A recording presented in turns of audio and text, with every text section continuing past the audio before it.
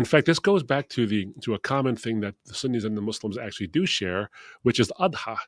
And adha actually speaks to the idea of a sacrifice. You read it in Surah 18, I believe it is, where the story of Abraham is that he takes his son. Muslims say it's Ishmael.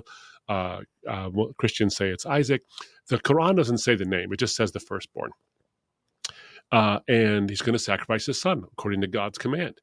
And at the end, in Adha, what you have is that God stops Abraham from killing his son. And then the Quran says, and we ransomed him, meaning the son. We ransomed him with a noble or momentous sacrifice.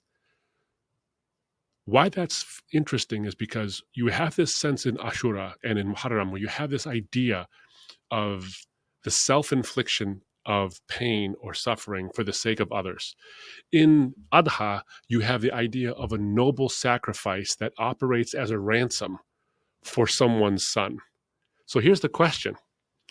If Abraham was only being tested, he was only being tested to see if his faith was genuine, why provide the ransom at all? Why does the Quran reference the noble ransom and the sacrifice?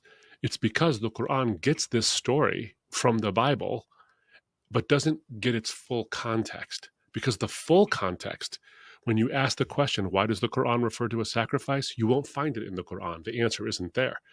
Where you will find it is in the Bible when you see the full history unfolded, is that Abraham says to his son, when his son says, Father, we have the wood, we have the oil for the sacrifice, we have the knife, but where is the lamb? Where is the sacrifice?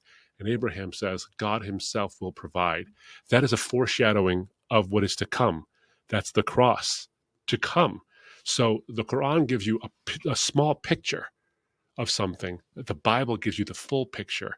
And that sacrifice, that ultimate lamb, was God's own son, so that we wouldn't have to sacrifice our sons and our daughters and do these things.